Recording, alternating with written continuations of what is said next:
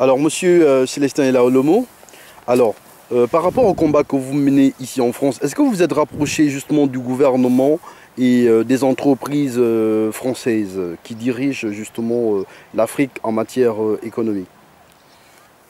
Je vous dirais simplement que c'est un grand débat aujourd'hui. C'est un grand débat parce que tous les problèmes que rencontre l'Afrique sont souvent la lutte des intérêts économiques, des intérêts politiques. Vous êtes censé savoir que pendant plus de 40 ans, l'Afrique vivait sous le contrôle de ce que certains ont appelé la France-Afrique. La France-Afrique, c'est quoi? C'est justement des intérêts politiques qui sont l'objet des convoitises économiques. C'est ça qui a fait la France-Afrique. C'est-à-dire simplement que les grosses firmes de l'Occident qui possédaient des grandes industries dans nos pays en Afrique avaient plus ou moins dirigé à partir tirer des ficelles des pouvoirs qui étaient en place dans la plupart des pays africains. C'est un tout petit peu ça, la France-Afrique. Et moi, je veux dire une chose. Aujourd'hui, il est temps que l'Occident comprenne que nous sommes au XXIe siècle. C'est le siècle des Lumières.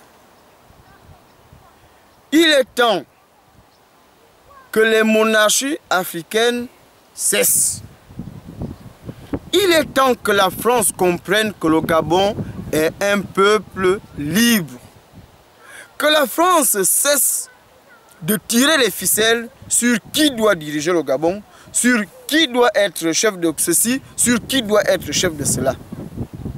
Nous pensons qu'aujourd'hui, la France a un rôle à jouer au sein de la communauté internationale.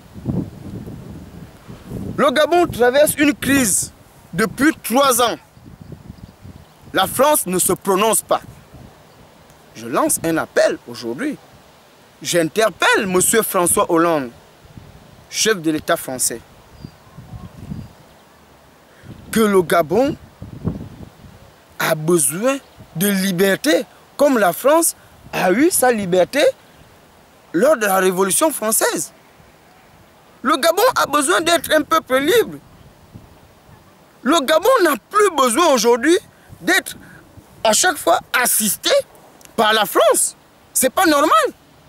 Depuis 52 ans, le Gabon est sous occupation française. Le Gabon n'a jamais fait de guerre. Le Gabon, il n'y a jamais eu de guerre civile. Aucun État n'a jamais agressé le Gabon. Mais, de grâce, on nous protège de quoi? Où est le danger? Le peuple gabonais est un peuple sage. Est un peuple qui a compris les règles de la modernité. Nous avons 2400 soldats qui sont stationnés au Gabon, le 6e Bima. Attends, ça ne devrait plus exister. Ça ne devrait plus exister. Pour quelles raisons ils sont là? Ils protègent qui? Contre quoi? Où est la menace? Moi je dis à M. François Hollande, il est temps que le 6e Bima quitte le Gabon. Il est temps que la France se prononce clairement sur la situation politique, économique et sociale du Gabon. Si les Français sont nos amis, alors qu'ils soutiennent le peuple gabonais. Ils n'ont pas à soutenir André Mbobam ou Ali Bongo, qui sont les fils du roi Bongo Père. Non! Nous disons que la France doit toujours être derrière le peuple gabonais, doit soutenir les intérêts du peuple gabonais.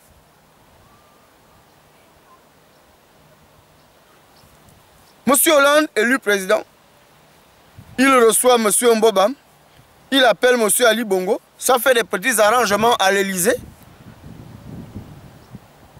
Mais le peuple gabonais est où? Quand ils font leurs arrangements, le peuple gabonais est où? Demain, quand ça va péter, demain, quand ça va barder, quand les gens vont brûler les stations Total, mais on va dire, voilà, on est en train de détruire les intérêts français, il faut qu'on amène la licorne au Gabon. Non, il ne faut pas attendre ce moment fatidique. Il est temps que M. Hollande, je dis bien, il est temps que M. Hollande, qui est président de la République française, dise à ceux qui nous dirigent aujourd'hui que les Gabonais ont besoin de s'asseoir sur une table, réécrire les règles de la démocratie. Nous demandons l'organisation d'une conférence nationale souveraine. C'est ça l'appel que le mouvement Gabon Debout adresse à M. François Hollande, adresse à M. Ban Ki-moon, secrétaire général de l'ONU. C'est quand il y aura les troubles, comme en Côte d'Ivoire, comme ailleurs, qu'on va dire, bon voilà, il faut dépêcher 2500 soldats, il faut dépêcher la Croix-Rouge. Mais le Gabon n'a pas besoin de Croix-Rouge aujourd'hui. Le Gabon a besoin que les dirigeants du monde développé se prononcent en faveur du peuple gabonais qui souffre.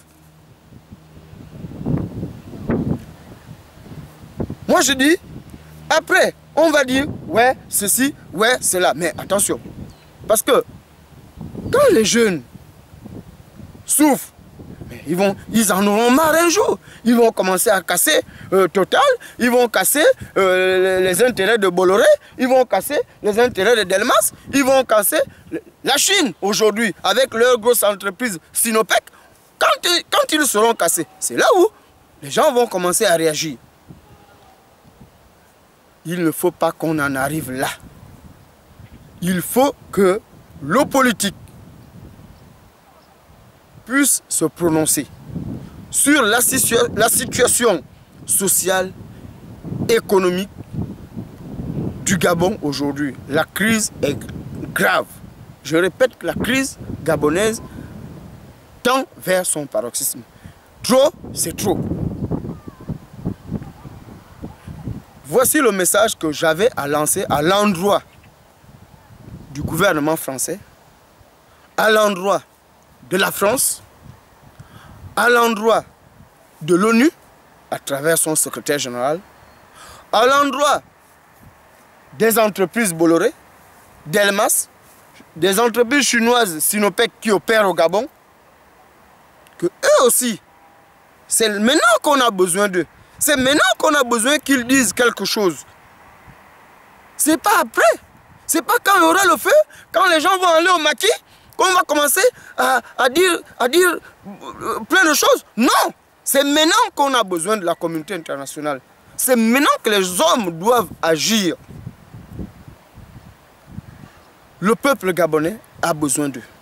Le peuple gabonais ne veut pas arriver à ce genre de crise. Le peuple gabonais est encore assez sage pour discuter. Le peuple gabonais a besoin de tous ses fils qui sont partout dans la diaspora afin que ces derniers puissent apporter leur contribution au développement du Gabon. Je vous remercie. Merci, Monsieur le Président. Merci.